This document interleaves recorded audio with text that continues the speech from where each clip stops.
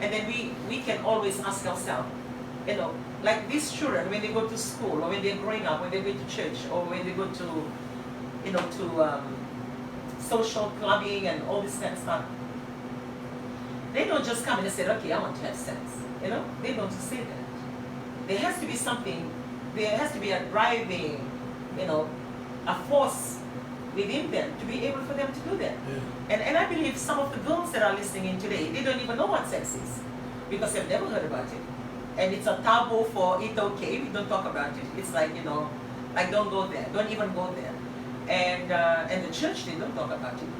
So the only window that they're looking through is the relationship with their parents or the things that they taught from school.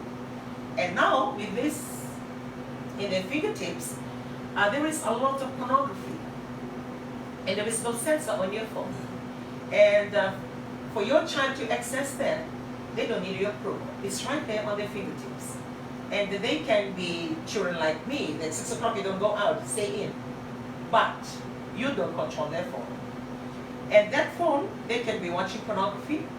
What I'm trying to understand, what drives a person, you know, to perform those kind of acts. Apart from the youth, or apart from our children, apart from, you know, that category of age group that are involved and high in cases of HIV in teenage pregnancy, we also have normal relationships like couples. We have married men or married women that are involved in these, you know, extramarital affairs, or that are damaging a lot of families and, you know, creating a lot of hurt and pain in a lot of lives. And we need to understand what is the driving force so we can, you know, like we are trying to tell them how to handle this, stop yourself from doing it. But we need to go a little bit deeper on what drives them to do that. So for me, I was, you know, like yesterday, praying yesterday, I don't know why I started thinking that because I'm trying to, you know, recap, right? On the things that we did last week. And then when it comes to the youth, and I said to myself, no, we didn't do much. And even though we spoke to them on the sex, but we need to address the issue that is leading up to the sex act, which can be watching pornography through your phone and drinking, you know, like liquor, that makes you not yourself because you fill up with, you know, you're drunk. Yeah, that's why. That's because the driving factor is the kingdom of darkness. Yeah. For us in the church, we know exactly. Yeah. There is a battle going on. Yeah. Kingdom of righteousness. Yeah. Kingdom of because that thing comes through lust. Yes. And the lust, they channel through pornography. Yeah. Or they exposed to this relationship in a very early age, no?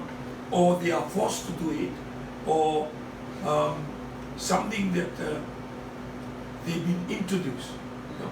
And they don't know how to react. And that's why. And drinking.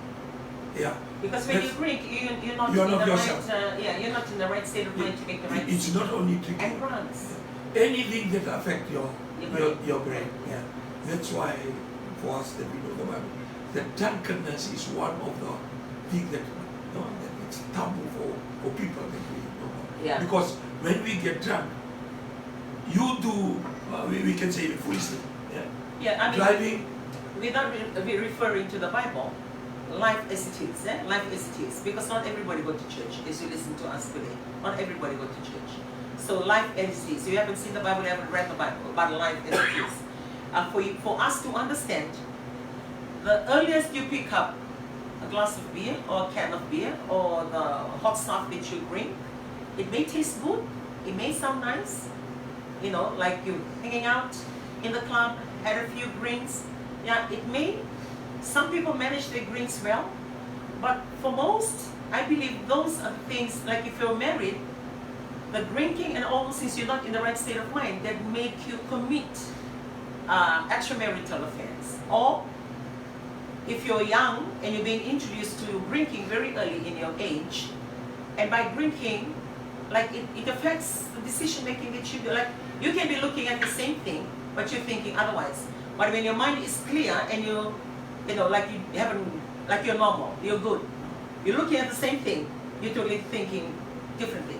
But when you're drunk, you're looking at the same thing, but your mind is going otherwise. So the driving force to be able to, like drive it, some people they don't, I believe, because I don't drink.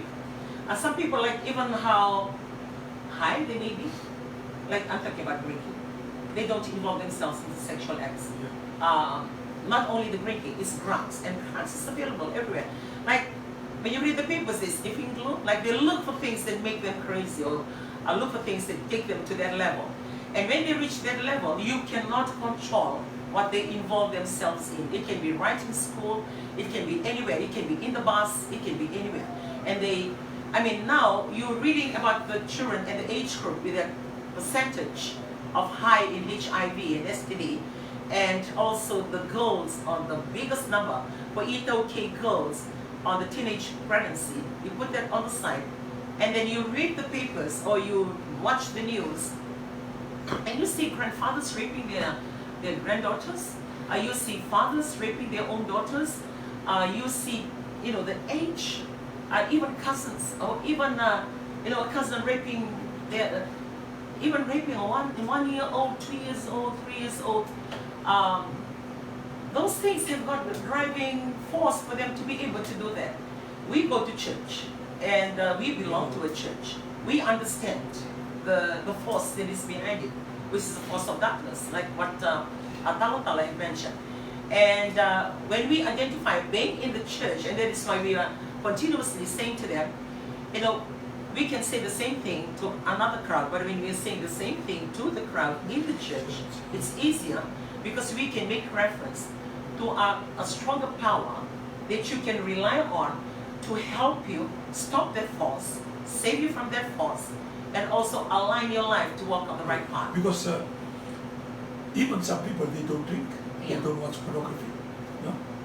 It's They different, still commit adultery or sexual relationship. So it's something beyond. control. Yeah. So when we talk about drugs, pornography, relationship exposed to, those are some that only assist. But the driving force is something that is unexplainable unless you know the Bible. Yeah. When we know the Bible, Which people don't want to talk about. when you know the Bible, then you understand what we're talking about. Yeah. But when you are in the world, these are some of the things that that this force comes into drinking. When I say drinking, we talk about drugs. Yeah. Anything that affects your mind, and anything that affects your eyes. That means pornography, something that you watch, the movie, sexual, even some ad and some promotion are going on. They use those kind of sexual driven advertisement. All these things are enticing people. Enticing people. Sometimes dressing, sometimes argument, sometimes bad relationship. These are all things that are only part and parcel, that the driving force that works even faster. Just like committing suicide. They just want to, they couldn't care less of their life. They couldn't care less of the values of their marriage or the values of their body. They'll just go out, or stand on the street, or jump from a cliff, or even commit sexual relationship just to hurt somebody. So all these are the only helping and are catalyst, but there is a driving force behind those things. And the sad thing about it, that in the community, so-called the civil community, they don't have the answer. We don't have an answer in school, we don't have an answer in university, in the community tradition, we don't have the answer. And that's why it's like overtaking the world at the moment. We can only guide, we can only counsel. We can only guide, we can only we can only talk about it. Yes. But the decision, it's up to the individual. So we are sharing something today that the people are just shouting and what's the problem, end up finger pointing, but it's up to individual. And it goes back to your the value. How do you value your life? How do you value your relationship? How do you value your family? And that is why I believe, like for program like I said, this is Family Table Talk. It's quite a fair bit of people that are tuning in or may get to watch this program later. And for those of us that have the ability or given the platform, like in the church or any other communities, like you have the village heads, that they have meetings in the village hall, or any sort of, like you have the Lao, or you know, the local, provincial, provincial, meetings. yeah. All those, I believe that everybody should take ownership and use those kind of forums, because when whatever you say, people are listening. To use the same forum to get people to come and talk, or to just to create that awareness. Because we cannot get everybody to go to church. We cannot get everybody to understand the, you know, the dark forces. But we can provide that information and awareness, because like what you said, at the end of the day, it's your decision. And we are not here to tell you how to live your life. We are here sharing about everything that is happening. How you take on the things that we share from this platform, that's your choice. But even when you go to your church and you listen to your pastor, put this thing aside, like we're talking about this thing. And even if you hear, you know, the gospel, or you walk into your office or your boss tells you so, to make that happen, it's entirely up to the individual. I was talking with one of the officers from Fiji Culture Churches. Yeah. These issues, according to him, the word they have they have look away policy. And I said, what is that? People know that it's happening, Yeah. but nobody wants to talk about it. Yeah. That's why it's not come up in the Tikinas meeting. Does not come up in the Koro village meeting, in the Asala meeting. Nobody talks. Everybody knows that it's happening, but somehow we don't want to talk about it. Yeah. Yeah. But I want to talk about it. It's good to talk about it, because some of these children, if they have heard earlier, then at least they've heard it. And that's exactly why the people don't want to talk about it, because they don't value those children. Yeah, I think we must value our children. I value our children. I look at every child. I like to say, for the conference that we've just done, we have a total. We went out and they danced their heart out, for the angel events, and there were 1,000 plus. 1,105. And then you have this youth.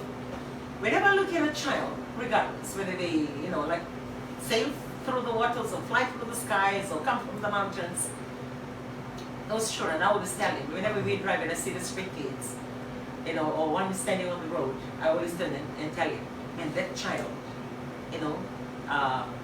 it's a fruit of a womb. Oh yeah, like that child, if something happened to that child, somebody would cry. Like the value of that child, maybe we look at people from our own perspective, and you may say that they're valueless, or they have no home.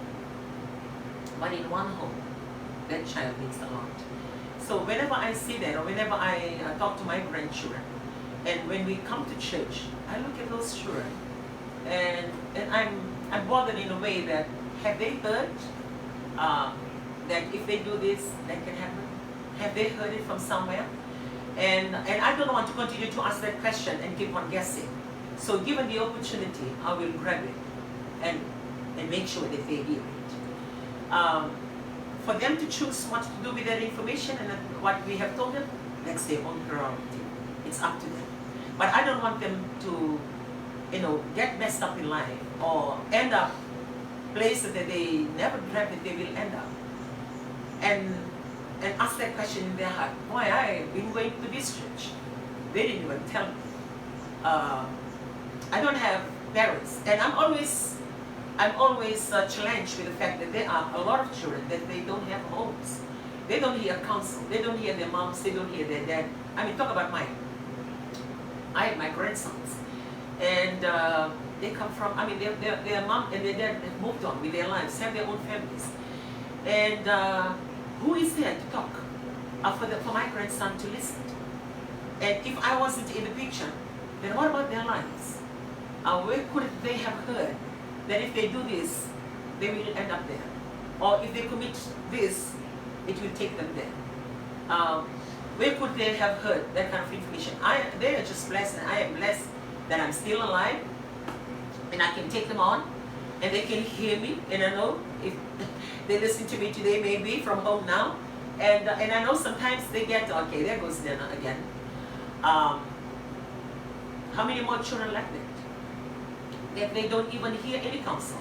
So I grab those moments from the church as much as possible. And now we're looking forward, at least for the week, it's shared amongst all the different levels and different ministries. But for the December one, it's mostly just for the youth. And we've started that for the last year, and we are making it an annual event, and we call it the Youth Symposium. So I'm grabbing that because these are our future. These children are our future. Whether we like it or not, they become you one day. They become your age. They become your responsibility, whatever that you're doing now. These are the people that are going to be taking, over. And if they hear it, earlier, then it changed. It changed. Like for us, for most of us, we've reached this age, and we're hearing it for the first time. And if we have heard it a little bit earlier, it could have changed your ending or where you are at today. So, with those children, like what Talatala is saying or mentioning this morning, I believe, even though that we want to, like what he said, and the look away kind, like you don't, it's happening, but you're saying it's not happening. Like you ignore. It's like a denial. You deny the fact that it's happening. Even though you're producing the figures and you're saying this, the stats are saying this, but we are, blind to all this that is happening, and we're not convicted. Or even taking ownership, if that is happening, what can you do? For me, when I read that article in the papers when it says more than 1,000 number, it's okay, teenage pregnancy, I was hit with the fact how many of those young girls are from the church. How many of those girls are from the church that we are part of. And what can I do? Or what I should have done that I could have helped to stop that from happening to them. Because most of these young girls, they just don't know what they're committing themselves to until they get pregnant. They don't even know about the contraceptives or what they can do if they cannot control themselves and they cannot say no to sex, what are available that they can use to stop them from being pregnant. And this young man from the STD and all these transmitted disease, what other knowledge that is available or out there that they can do to stop them. Even though the Bible says no sex is fornication for you to do these things before marriage, you can't stop that. Everybody's doing that. We can stop that. We can be Some good. people do. Yeah. We can be good to preach about it. Like us, we go to church, we are preachers. We can be good to preach about it. But it's so hard for people to do it. And people are struggling to even, keep up to that. We can be very good in saying, if you do this, you go to hell, you do this, you go to hell. But for that fornication, and if you take it right down to individual, we need to tell them, we need to help them. We cannot just say, don't do this, but we need to help them on how they can make the decision not to do it. Because we are not looking after them all the time. Their parents are not with them all the time. I'm not with my grandchildren all the time. When they go to school, I have no reach. I mean, that night we all went out, we went somewhere. And we went to clear a few shopping with the whole family. And straight after that, I have my grandson, I had Joshua come in, and then he said, Nana, we just going for a drive, and we're going to get our, McFlurry, Oreo. Just by saying that, to me, and I said, okay, it's okay. So I gave them their money to go and buy it. I said, it's okay, but make sure, be careful with your driving. But when they turned to go, these 3 boys of 18 years of age, looking at them, I can't stop my heart, and my mind thinking, what if something happens? What if they, get involved in other things? And I guess those are the things that every mom and every grandmother feels, or when your child is not at home in the night, on how you just stand. You cannot stop yourself. You stand and you continuously look at your gate, you continuously look at your door, waiting for that sound right in the middle of the night or early in the morning. And and sometimes they come back good, and sometimes they're dragged into the house, and sometimes they're knocked out dead. And but you're just so grateful that they come home. They arrive home and they're good. And these are the things that we are reacting to because it's happening. But I believe there should be more awareness made, then I've taken ownership of it. For me, I've really taken ownership of everything that's happening, and I'm looking forward to this youth symposium that's going to be happening in December. Then we can go more deeper, have a more serious talk on how they can help themselves to make the right decision. Making the decision is their own choice, but at least we can help them. Most of the time, like because the world is going this way, like for us that we know the truth and what the right thing to do, like we fear to say the right thing. No? We fear to say nonsense. We hardly hear them. We know that some people will, but it's our duty to say. Yeah. Because whether they do it or not, that's their choice. Yeah. But there are only few people they are saying no drugs, no drunkenness. Like when we don't shine the light, then who else will shine the light? Yeah. So we need to be bold enough, even though the world is encouraging all these things. Yeah. Not directly, indirectly the world is saying it's okay. Yeah. It's okay to go to the nightclub. It's okay to do, as long as you are over 18. No, they giving all these things. That's the word. But for us that we know the truth, and we know the right thing, we should not be afraid or be to be intimidated to say the right thing.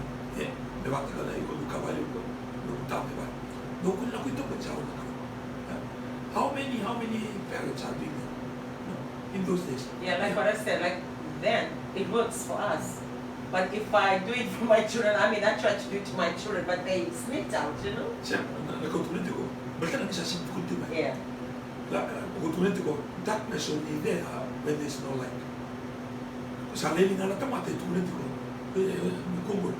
Say, if every parent say that, every school teacher say that, because people are not saying the right thing, then people are saying, oh, it's okay, we can sneak a little bit.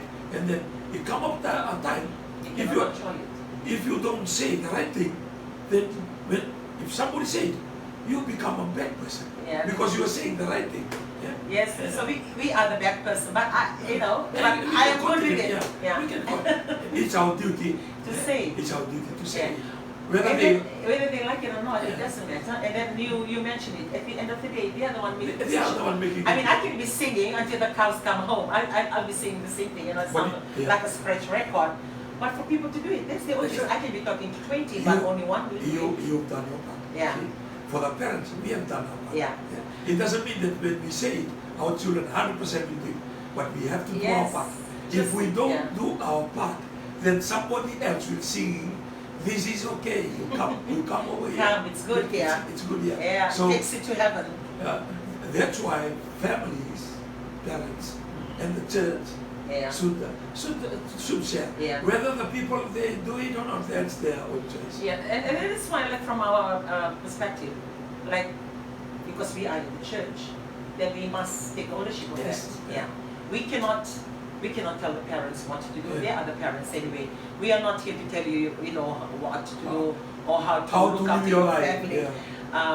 So we will just take what is ours, which means that we go to church, given the opportunity, we share. Here in the family table talk, given the opportunity, we share. So because that's why it's a not lot our of people business to go into your lives because it's never our business from the beginning. Because that's why a lot of people are watching this program. Yeah. Because there are something that we share. They can help. They can help them, and some they heard it for the first time. Few men that I met when I go up in November. So there are people waiting. They're thinking like that, but they're waiting for somebody to say to confirm. Yeah. And that's why program like Family Table Talk, it's very beneficial to all of us. Yes, yeah. And also like we try as much to say to our youth, like, no, not only no sex, and no drugs, and no smoking.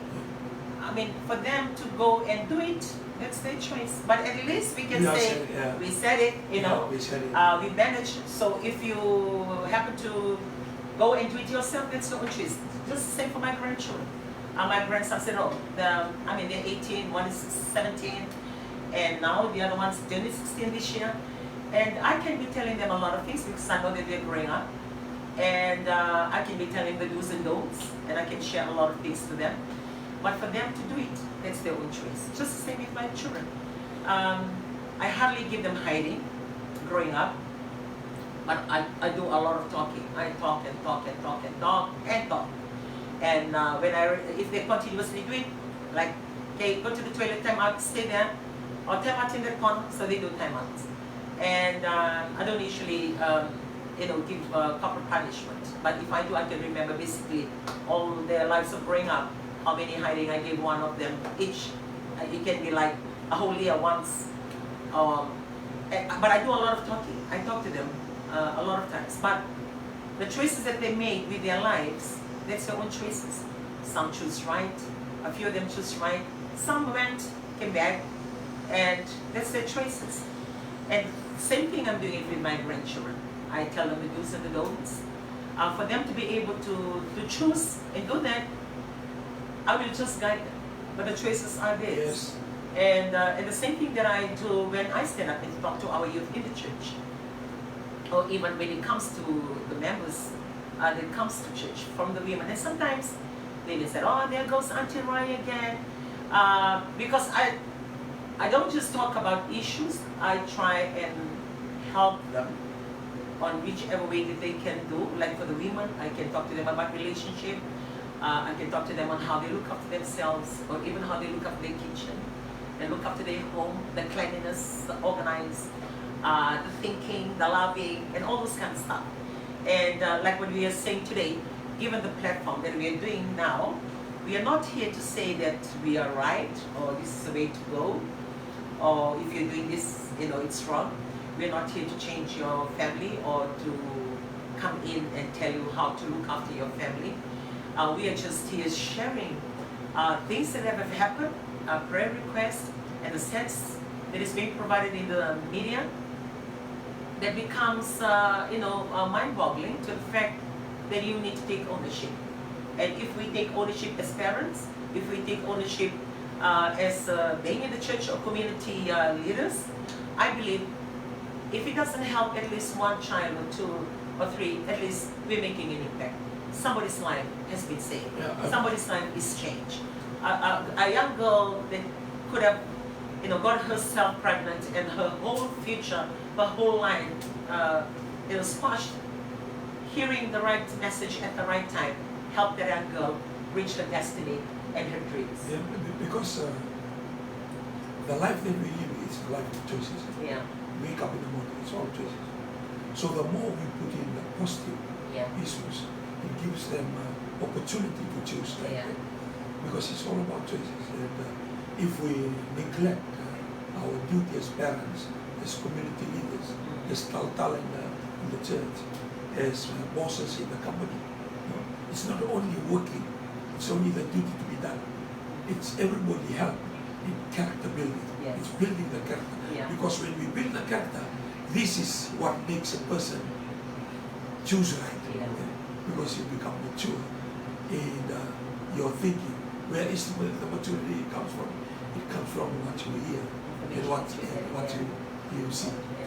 These are the things that contribute to your maturity, the information that is you loaded with to make the right decision. Yeah. And that's why in the family table talk, preaching in the church, or the teachers in the classroom, even though they're teaching their subjects, from time to time they will drop in a few tips here and there. Yeah. Not like before, when our teachers really teach us our manners, how to cut our hair, our uniform. But because of the pressure in this world, that And the people, rights of the, their rights. people they tend to leave me alone. I know what I'm doing. Those self-centered spirit. So the parents are even told to spare the rod. That means you are not allowed to really teach or discipline.